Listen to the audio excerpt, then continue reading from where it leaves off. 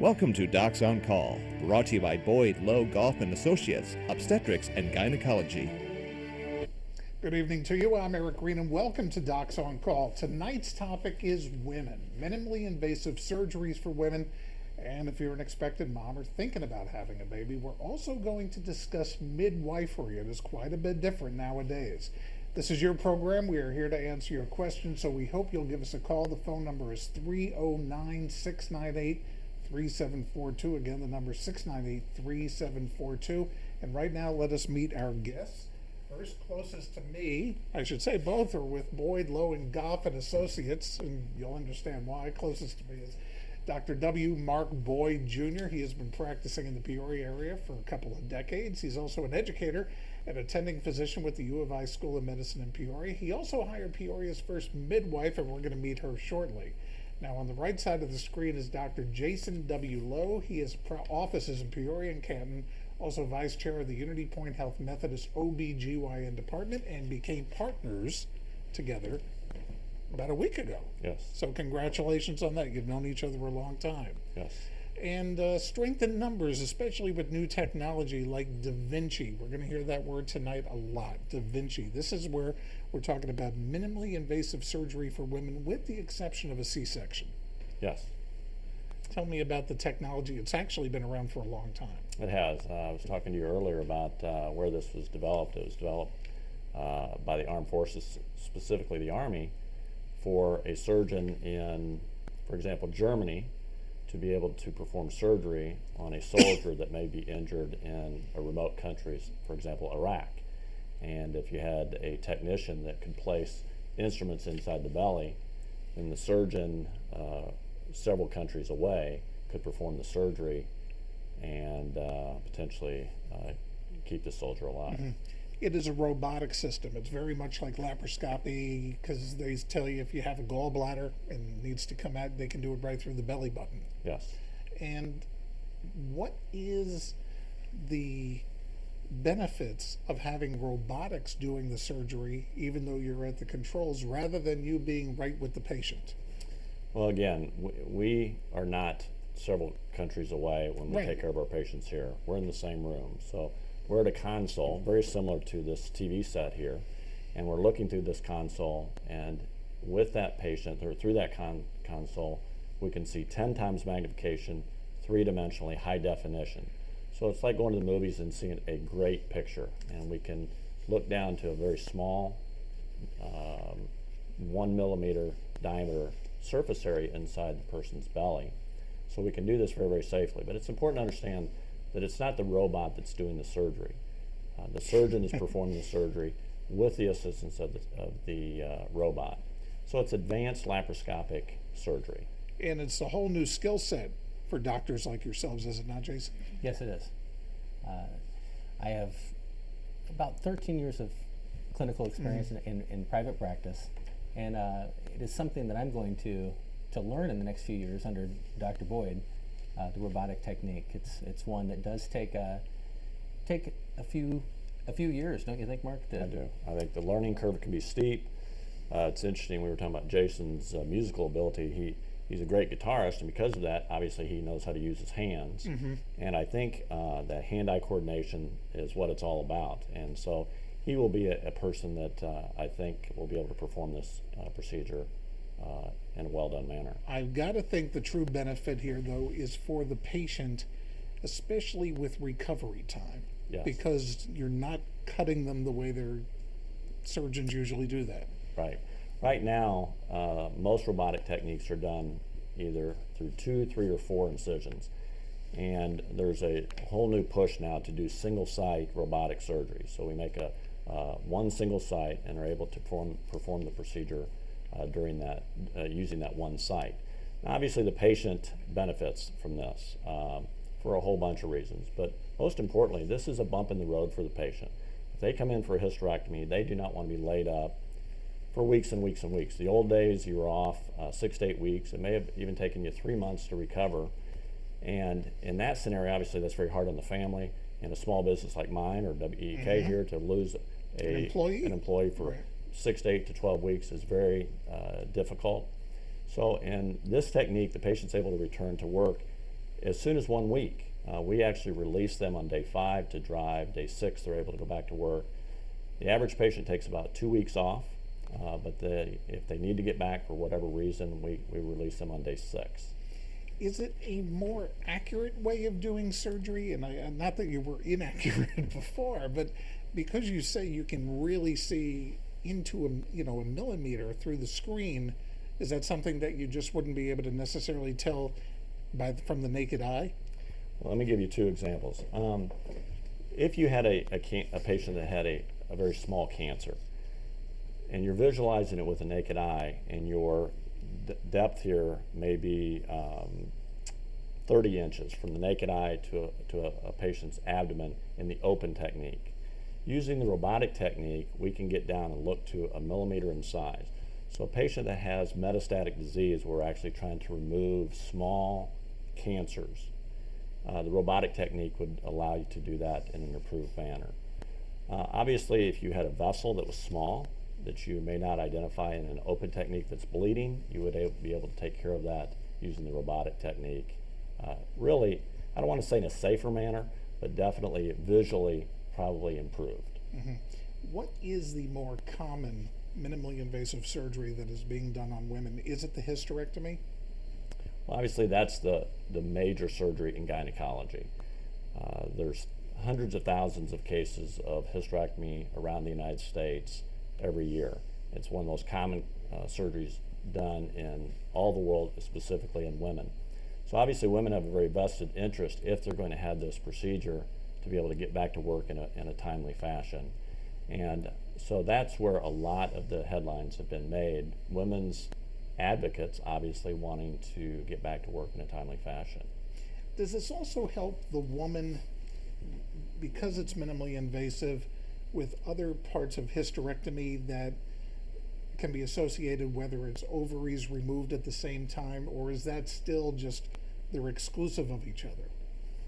Well, a lot of people are confused. They'll say, I want a partial hysterectomy, or my mother had a partial hysterectomy. Now what they're saying to me is that the uterus was removed, and in their mind a partial is just the uterus only, complete is uterus and ovaries. That actually is incorrect. The word hysterectomy simply means removal of the uterus. The ovaries are a separate process. The advantage, though, for both, whether the uterus was removed as one separate structure and the ovaries another, the robotic technique obviously allows women to have both removed safely. And quickly. And quickly. And also the short recovery time. I'd like to add that 30 years ago, maybe 40 years ago, hysterectomy was the treatment for many, many different uterine conditions, heavy menstrual bleeding, cancer, obviously. But now we have many other minimally invasive techniques to treat heavy periods, some which don't ever even require the robotic procedure or hysterectomy. The one I'm thinking of first is the endometrial ablation procedure. Endometrial ablation can be done in the office and is minimally invasive in that a patient can walk in and have this procedure done in a matter of minutes. Minutes. And wake up and go home. And this is a treatment that has saved many, many patients of mine from ever needing a hysterectomy. It's the first treatment that I offer in a woman with a small, benign uterus, in fact, and I think Dr. Boyd's right along with me. As far as endometrial ablation goes, what is that? It is the burning or thermal injury of the uterine lining to result in absent menstrual flow or significantly reduced menstrual bleeding. So a woman has about a 50% chance of never having another period after the procedure, and the majority of the rest have significantly reduced periods. Overall, it has about a 91% satisfaction rate. So that's quite something. Now, what about something with, let's say, cervical cancer, something very serious? Can that be taken care of if a woman's having surgery through this procedure? It can. Now, most advanced surgeries, as we go from what we call benign conditions of the uterus to more advanced cancers, for example, cervical cancer, Most of those would be done by an advanced laparoscopic gynecological oncologist. And in Peoria, we're lucky. We've got several GYN oncologists that safely perform the robotic surgery and would remove cancers and allow the patient improved recovery time. All right, we have a question from Susan, and I hope I pronounced this correctly. Does this type of surgery work with rectovaginal fistula? How do I do it now? Fistula. Fistula, see? That's You right. want to answer that? Rectovaginal fistula is an abnormal connection between the vagina and the rectum. Presents usually as a consequence of previous vaginal surgery or an obstetrical injury. For example, a fourth-degree perineal laceration, which can occur during a difficult delivery, where a tear occurs from the vagina into the rectum. Anyway, a fistula is a complication of a previous surgery or obstetrical injury. It generally doesn't happen. It's a complication of previous surgery. In my experience, rectovaginal fistula is best treated vaginally, and I have not heard of robotic repair yet. Right, and I would agree with Dr. Lowe that you would not perform that type of procedure robotically. Okay, so to maybe fix another doctor's work, so to speak, this isn't the way to go? Well, again, to echo Dr. Lowe, most rectovaginal fistulas occur due to obstetrical trauma, large baby instrumental delivery such as forceps, and it can also be due to GI conditions like Crohn's disease. But those conditions are much more common than fixing another physician's mistakes or whatever, however you phrase that. Okay, now let's talk about cost. And this is a question actually from Dr. Boyd, one of your patients, Andrea, who has called and wants to know, would the robotic surgery be covered by insurance? What is the difference in cost of a regular surgery versus the robotic surgery? And with something new, it's like when the calculator came out, that was $140. Now they just give them out for free. Right. The robot for a fixed cost is a very expensive investment for the hospitals. Most robots cost the hospital about $1.8 million. So obviously they need to recover that and pass that on to the patient. However, most patients that have insurance and or public aid are covered under their insurance plans for robotic surgery. And I think many insurance companies understand that getting the patient back to work and back in the workforce is very, very important. Plus, this is the standard of care in today's world. And so cost overall is more expensive with the robot, and that's been well documented in the literature. But from a patient standpoint and from a patient, a woman getting back to the workforce, I think in the end it benefits her and society. Okay, one more question before we take a break, and we're going to talk about midwifery after that. This is from Stephanie, who's asking about thermal ablation. Would it work, the surgery, with very painful periods? Does it help with the pain and the bleeding? Well, Dr. Lowe just addressed that. Exactly. So I'll have him. Absolutely.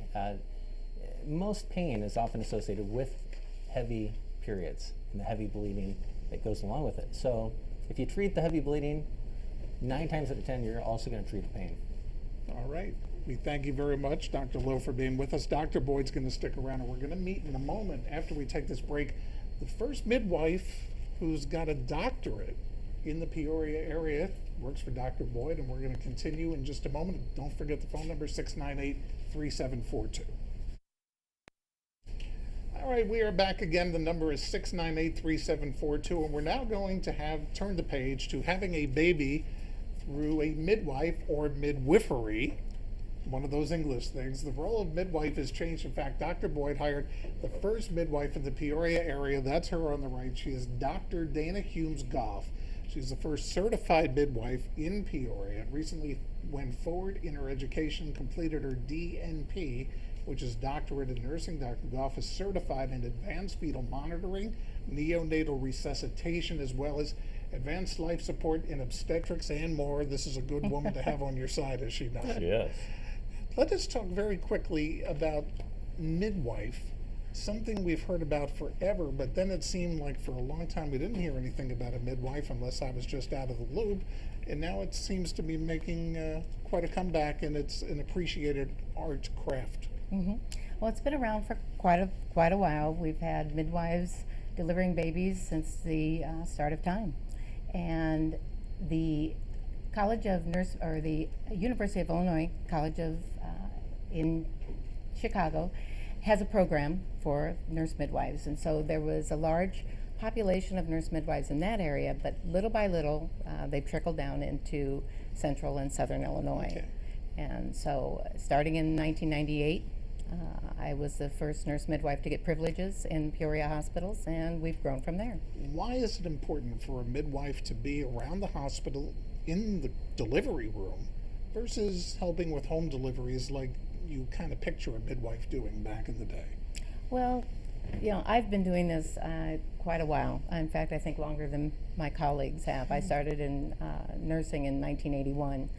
And I've seen a lot of things, and I've seen a lot of things go wrong at the last minute. Now, that is my personal philosophy in nurse midwifery.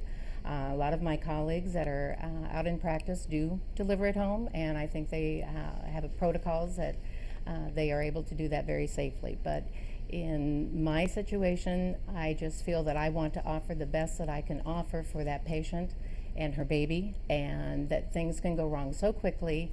I want to be as close to delivery and having the option of getting that baby out as soon as possible. And if a woman is going into the hospital, knows she's going into the hospital to have a baby that day because maybe she's having twins and they want to get them out, or if the baby is just large and they feel like it's time to, get the baby out and have the delivery, are you there for the whole time with the woman? Are you there if she's going through induced labor and she's having some issues? Are you there for assistance? No, that would be lovely if I had the time to do that. Yeah. But in order to have a busy practice and to have some family time as well, I'm not able to spend the entire time with them. That's what we have our wonderful labor nurses for. We have marvelous doulas that can help be at the bedside. Of course, patients and their husbands work together as a team, and they started the whole process out, and they are there at the end very strong. And so my job is the way I look at it, is to be a facilitator, to provide for them the type of birthing experience they want to have. And when do you begin that process? Is it early in the pregnancy?